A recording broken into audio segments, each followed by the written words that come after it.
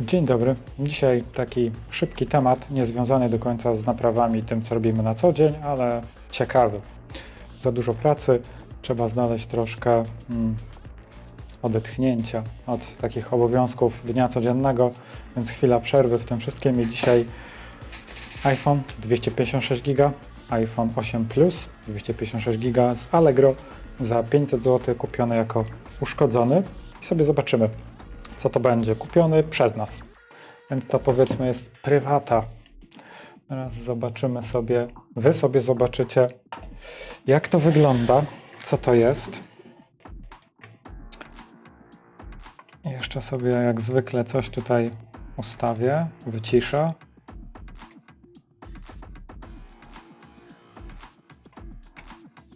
Ok, jestem już tutaj. Wszystko słyszę, to co bym chciał słyszeć, tego czego nie chcę słyszeć, nie słyszę. Sobie zobaczycie, co można kupić na Allegro za 500. Uszkodzony telefon. Zbity oczywiście, no miał być uszkodzony, więc... A, jeszcze jedna rzecz. O! Dzięki za pozdrowienia z zakładu karnego. Pierwsze to sobie sprawdzimy. Gdzie ja tutaj mam? Zasilacz. Co się dzieje pod zasilaczem?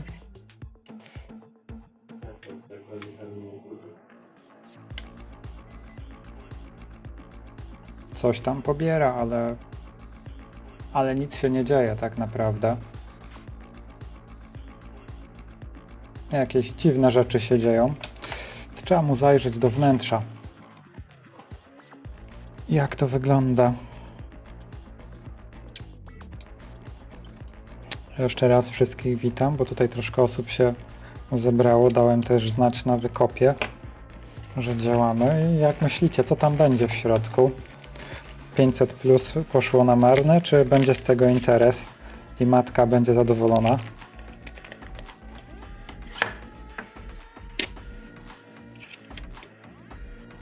No, ten ekran jest trochę u dołu uszkodzony. Ciekawe jeszcze, czy działa.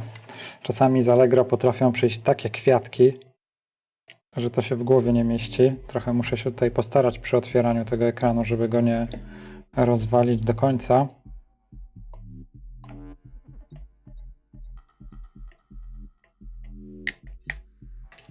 Ok, ktoś chyba już do niego zaglądał, bo bardzo łatwo poszło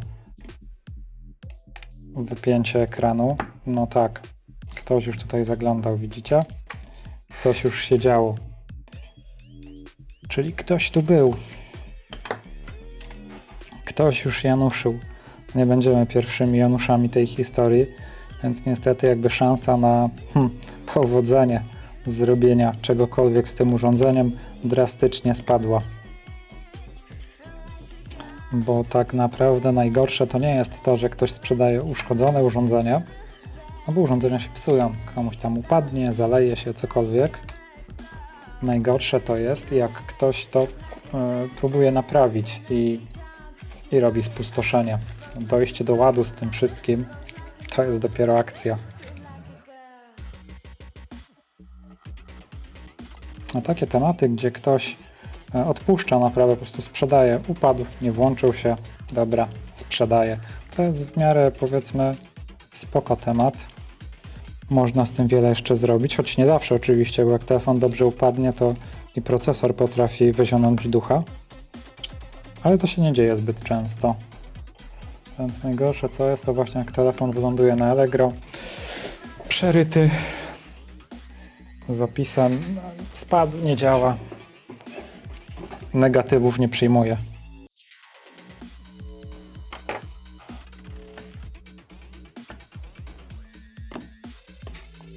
Ja wyciągnę całą tą płytę i zobaczymy co dalej. Touch ID zdaje się jest oryginalny, ekran chyba też jest oryginalny, albo nawet na pewno. No tak, jest oryginalne, widać jabłko, wszystkie elementy powiedzmy są na swoim miejscu, więc jest całkiem ok. To lecimy dalej. Jeszcze zanim tą płytę zupełnie wykręcę, spróbuję to podłączyć pod zasilacz. Tylko muszę podejść do mojego kolegi i mu zabrać kabelek, który on mi wcześniej zakosił.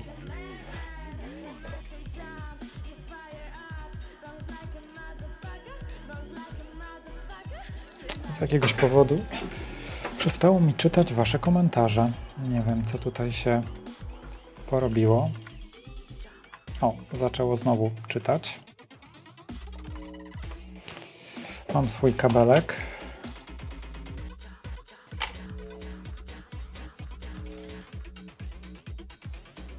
Podłączyłem sobie przewód. Zmieniamy sobie ustawienie obrazu. Podłączam się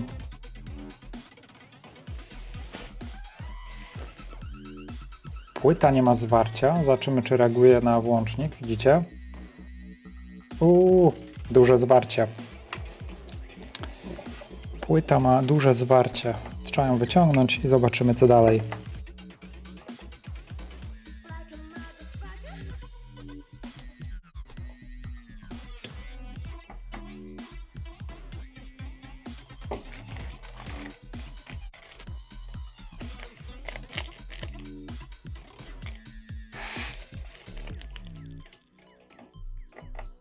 Co nie tak? Nie wiem, nie uruchamia się. Przed chwilą wyszło, że ma zwarcie. W sensie ktoś pytał, co jest nie tak z tym telefonem. No, kupiony był jako uszkodzony. Jonasz, pamiętasz, co tam sprzedawca pisał z tym telefonem?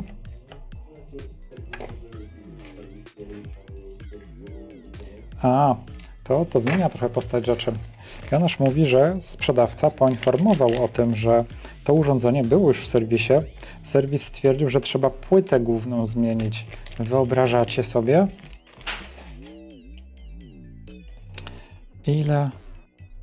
Ile może kosztować wymiana płyty głównej w iPhone'ie? Zaraz to zobaczymy.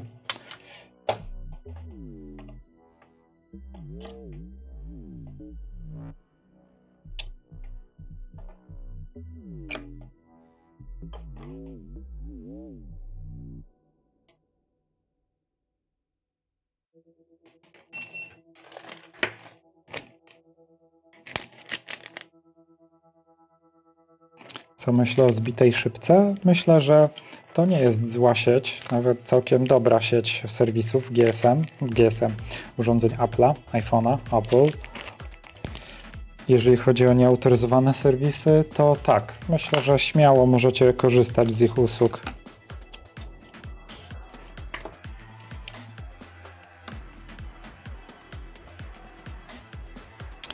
Trochę tych śrubek tutaj jest, raczej wolę się nie pomylić z niczym, jeżeli chodzi o rozkręcanie, żeby nic nie urwać. W tym miejscu jest taka śrubka, znaczy tu jest ona dość duża, więc dość łatwo ją, powiedzmy, wykręcić i zobaczyć, ale w siódemce jest to trochę bardziej skomplikowane. Tam ta śrubka jest ukryta i można połamać płytę główną, więc trzeba uważać.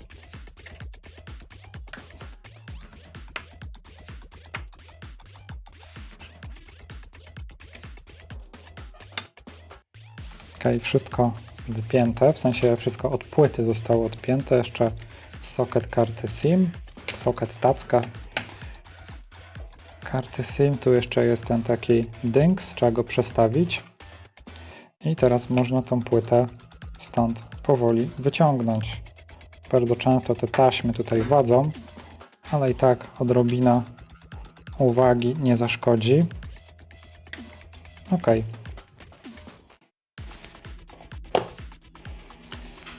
Płyta jest cała. No, został zdjęty ekran, w sensie odklejona naklejka. O, i widzę niestety, że temat się komplikuje. Widzicie? Nie ma kleju na ekranie. Tutaj zawsze jest klej. To jest też spękane. Ta naklejka jest spękana. Ktoś tu grubo rył. Druga strona wygląda całkiem ok. Ciekawe, po cholerę ktoś ściągał ekran procesora. Widzicie? Nie ma kleju. Jest ewidentnie jakby ściągnięty. Odklejony. Może ktoś próbował tylko to zdjąć? Ja teraz będę musiał sobie poszukać taśmy dolnej do iPhone'a 8 albo 8 Plus. Mam tu taki podręczny zasobnik różnych rzeczy i właśnie szukam taśmy do 8. Nawet znalazłem, jest to chiński zamiennik, ale do uruchomienia tego urządzenia będzie odpowiedni. Wystarczy, bo sprawdzimy sobie, czy coś się będzie grzało.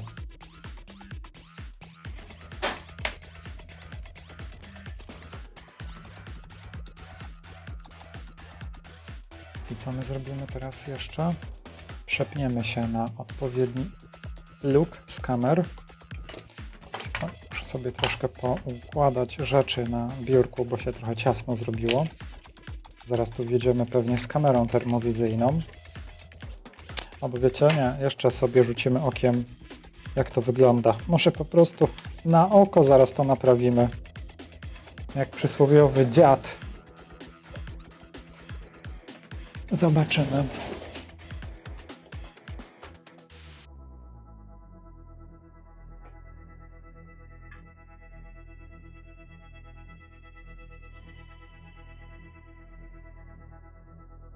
Dobra, zaczniemy oczywiście od tego, żeby zwrócić uwagę, co tutaj się działo. Ej, wiecie co? To może nie było nawet rozlutowywane. Tulejka jest naruszona. Widzicie gwint? Zobaczymy, czy uda się złapać ostrość. Widzicie miedź w środku? To jest objaw zbyt długiej śrubki. Ale ten klej, to spoiwo tutaj wygląda, jakby to nie było lutowane. Zobaczymy, co tu jeszcze widać. Zobaczymy, co tutaj się działo, w sensie na dole płyty głównej, gdzie naklejka była odlutowana. Czy coś będzie tutaj widać? Powiedzmy, że nic szczególnego tutaj nie widać. Mam trochę mikroskop przekoszony.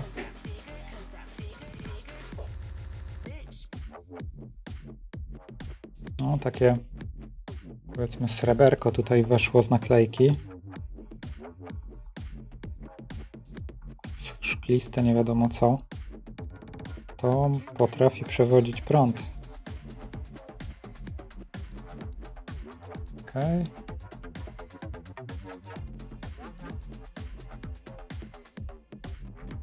Z tej strony wygląda całkiem ok. Tu nic szczególnego nie ma. Nie wiem, jak tam troszkę jest jakiegoś kleju czy coś, albo tak jak tutaj coś wpadło w gniazdo, to nie jest wielki problem. To nie powoduje jakby zwarcia takiego dużego, jakie ma miejsce na tej płycie głównej, więc ja o tym nawet nie wspominałem. Tak samo tutaj, jak coś na soketach będzie, o, tu jest kawałek ściętego soketu taśmy, to są takie tam powiedzmy detale. One nie powodują takiego zachowania tego urządzenia, więc jakby po prostu nawet o tym nie wspominałem, ale czujne oko jednego z widzów sprawiło, że to zauważył. Tu ekrany nie były rozlutowane. Rozlutowane, co ja gadam, odklejone. Przynajmniej nie wygląda na to, że było odklejone. I co się dzieje? Zazwyczaj, no często pod jednym albo pod drugim kryją się jakieś elementy.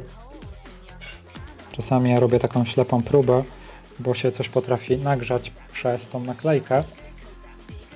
Więc wrócimy do pierwotnego pomysłu i sprawdzimy to na termowizji. Ja sobie w międzyczasie odpalę tą termowizję. Akurat mam ją w zasięgu ręki. Oprócz tego, że musiałem wstać, to była w zasięgu ręki.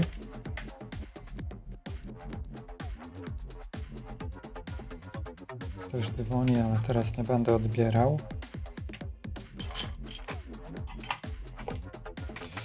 Dobra.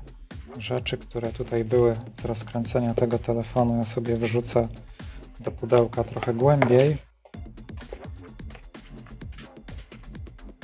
A i czemu mówiłem, że to jest 256 GB? No, taka jest informacja na pudełku.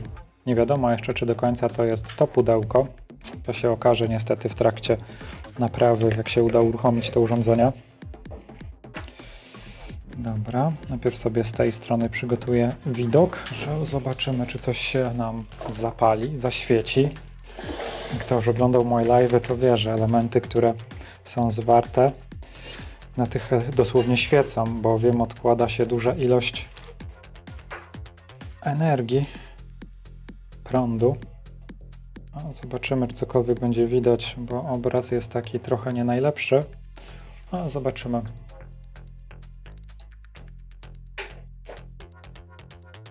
Tu na razie tylko taśma się grzeje przez duży pobór prądu.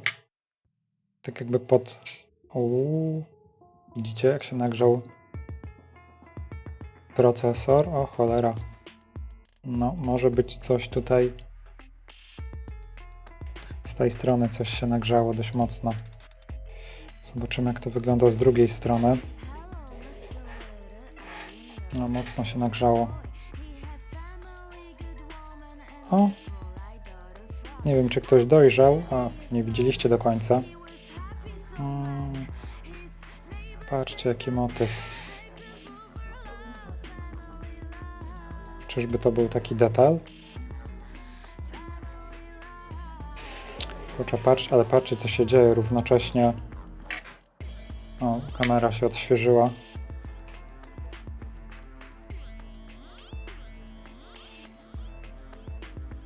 O, ale to może być pemik. Najpierw zobaczymy, co się dzieje przy nandzie. Czy uda się coś tam odkopać, bo w tej chwili ja tam tak pobieżnie pod mikroskopem nie zauważyłem nic szczególnego, ale się to nahajcowało. Jak dzikie dosłownie. No 1,8 A to już trochę jest. To było gdzieś tutaj. No jest tutaj 4 kondensatory i tak bym obstawiał ten po środku. A jak wy myślicie? Ja tak bym obstawiał na ten tu. Trzeba zdjąć klej z tego i zobaczymy, co będzie. To lecimy pod mikroskop. No i zobaczę sobie, jak się nowa podstawka sprawuje.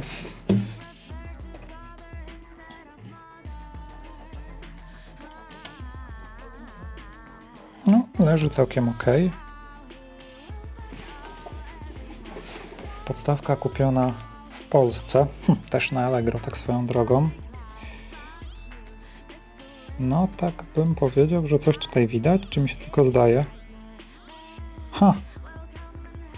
Czy to będzie to?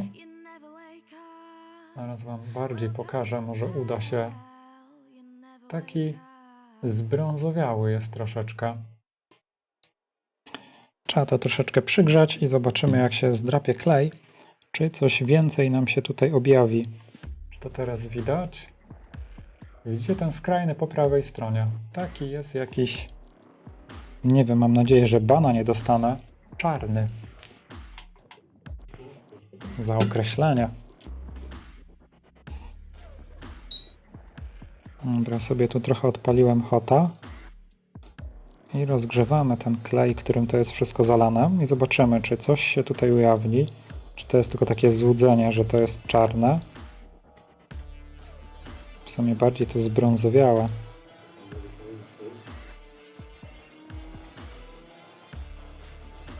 Jest jakiś przyciemniony ten kondensator też. To spoiwo jest dziwne.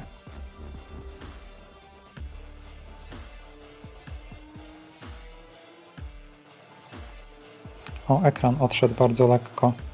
To może było ekran, w sumie naklejka.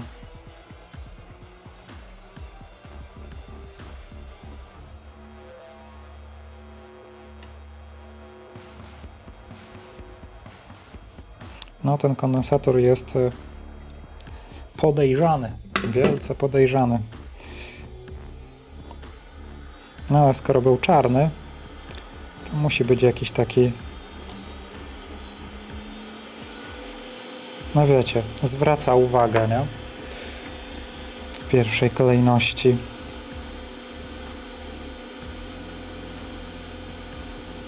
Ja sobie troszkę topnikiem potraktuję, zobaczę, jaki mam grot na lutownicy.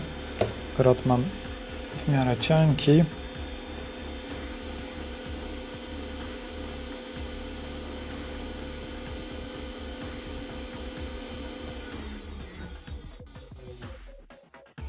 Dobra, jeszcze raz ten sam numer, czyli Hot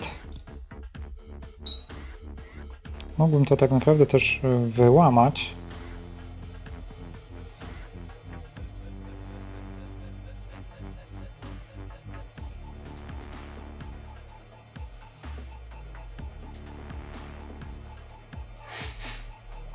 Ok, kondensator odszedł, ja go nie będę wyrzucał. Postaram go się tam gdzieś przytrzymać i zaraz sobie go jeszcze pomierzymy. O, nie mam dociętej. Ale ok. Udało się zdjąć większość cyny, która tutaj była.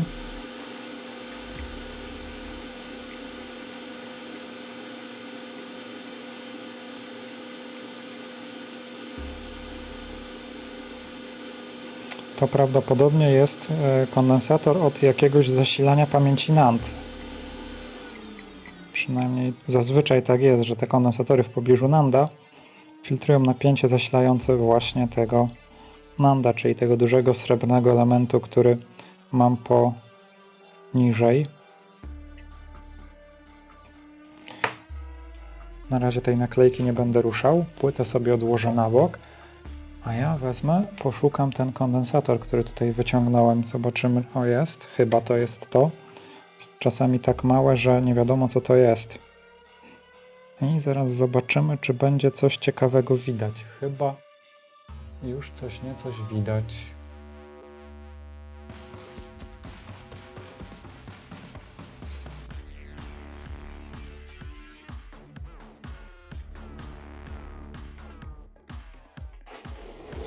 No, kondensator ma taką, trudno mi to trochę złapać na mikroskopie, spękaną strukturę.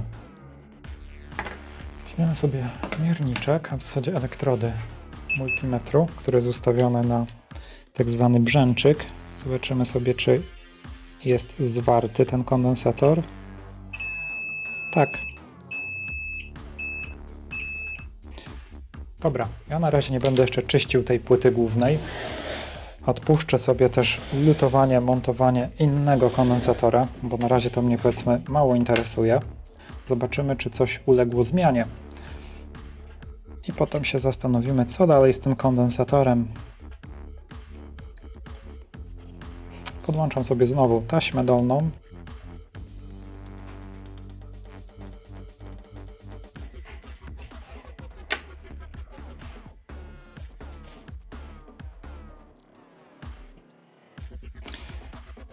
Z powrotem na ten set, zasilacz i ta kamera. No i co? Jak myślicie? Będzie to działało? Coś się zmieni? Czy dalej będzie zwarcie na przykład na procesorze?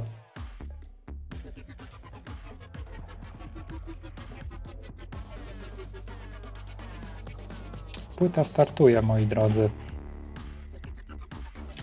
Dobra, nie będę tego uruchamiał do końca. Podłączymy sobie jeszcze w takim ujęciu panel, który był z tym urządzeniem. Panel LCD, w sensie ekran LCD.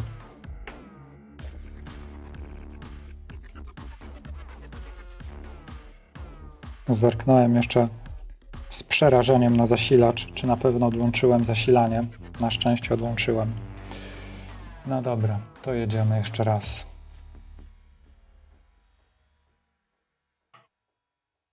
Jest jabłko.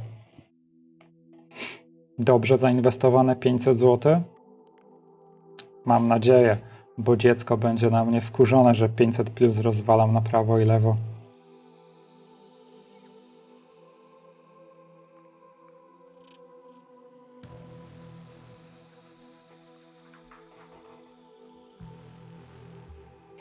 Telefon się cały czas uruchamia. Prąd trochę duży pociągnął, ale jeszcze w granicach normy wszystko jest. Cyk.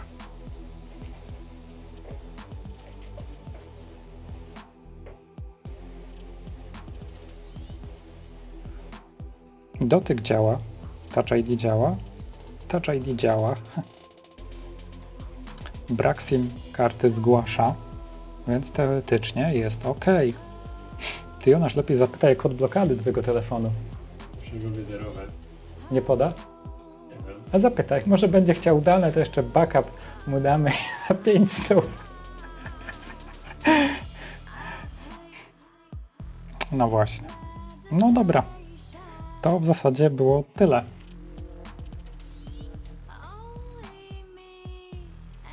Nie no, z tym backupem, żeby odsprzedać, to oczywiście sobie żartuję, ale czasami takie tematy się zdarzają, więc pytamy właścicieli, czy chcą dane. Jeżeli to tylko możliwe, to zgrywamy.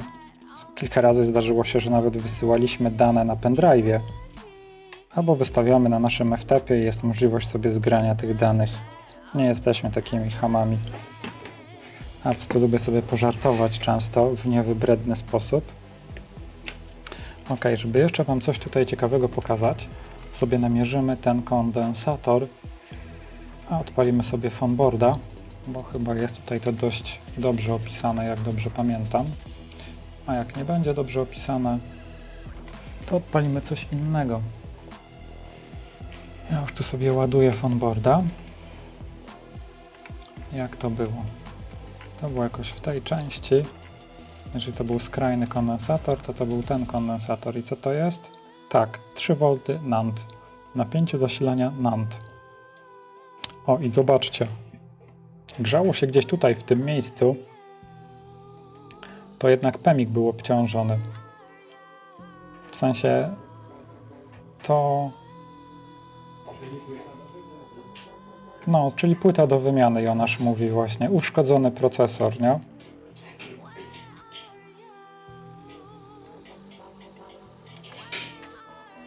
No, to tak to wygląda. Jeszcze raz, żeby wskazać, który to był kondensator. To był kondensator C2649. Teoretycznie ten kondensator, no powiedzmy, nie jest tutaj absolutnie wymagany do poprawnego działania, bowiem w tej linii naokoło NANDa jest więcej tych kondensatorów, które filtrują to napięcie zasilania. Nawet tutaj ten kondensator obok jest właśnie też w tej linii i filtruje napięcie, na przykład to, który tutaj wchodzi, bo zazwyczaj te kondensatory umieszcza się jak najbliżej miejsca, powiedzmy, które dostarcza napięcie zasilające dany element i jakby w tym pobliżu się montuje kondensatory odpowiedniej pojemności, łączy je się szereg albo równolegle w zależności od tego, jaka jest aplikacja układu. No i co tu dużo mówić, to byłoby na wszystko, znaczy to byłoby tyle i raczej więcej nie ma co pokazywać, bo co można pokazać, trzeba to sklepać, kondensator gdzieś tam sobie wyszperamy z innej płyty, albo poszukamy w naszych zasobach, czy taki się znajdzie, wlutuje się go i tyle. Ktoś tu wspomniał, że tylko kamera termowizyjna jest potrzebna do naprawy. No nie, to tak do końca nie jest, że tylko kamera termowizyjna jest potrzebna. Kamera termowizyjna zdecydowanie pomaga. Jeżeli ktoś wie, jak to działa, czego szukać, gdzie szukać i jak operować tą kamerą termowizyjną, to nie jest tak jak u Chińczyka, że jest ich kamera, wkłada się płytkę, nadusza się guzik, pyk, element znaleziony. To często bywa bardziej skomplikowane, aczkolwiek tutaj powiedzmy, no dla mnie, no to w 5 minut się takie coś znajduje i więcej trwa uruchomienie całego live'a niż sam proces naprawy. Ale zazwyczaj tak to wygląda. Jeżeli ktoś jest powiedzmy, no nie jest takim dużym Januszem, albo jest takim Januszem jak ja, to w zasadzie to jest czysta robota. Wystarczy trochę głową pomyśleć, przygotować parę rzeczy i działa. Więc tak to wygląda mniej więcej. Matka będzie zadowolona, dziecko nie będzie płakało, na pieluchy będzie i tak dalej. Czy ma iClouda? Nie wiem, okaże się tak naprawdę. Tutaj najważniejsze jest to, że Wy mogliście zobaczyć, jak wygląda proces naprawy, że na przykład nie wszystkim należy ufać, bo tutaj procesor nie był uszkodzony, płyty głównej nie było trzeba wymieniać. Co tam jeszcze takiego można powiedzieć? No, klient jest na tym stratny niestety. Ktoś traci, ktoś zyskuje. Ciekawe, czy serwis policzył sobie za diagnozę i próbę naprawy, a jeżeli tak, to ile? To jest ciekawa kwestia. Może potem odpytamy jeszcze klienta i zobaczymy klienta, właściciela tego urządzenia, byłego właściciela, bo już jakby wyzbył się prawa własności do tego urządzenia. Zakup został sfinalizowany. Nic. Napiszcie w komentarzach może jakieś swoje przygody, które mieliście z serwisami, jak to wygląda z Waszej praktyki, co Was takiego zaciekawiło, wkurzyło, zdenerwowało i tak dalej. na tyle dzisiaj. Dzięki za uwagę i do zobaczenia. No nie wiem, później. Kiedy dokładnie, to trudno mi powiedzieć. Musicie obserwować. Zazwyczaj się pojawiają nagle i bez zapowiedzi. Dzięki, trzymajcie się.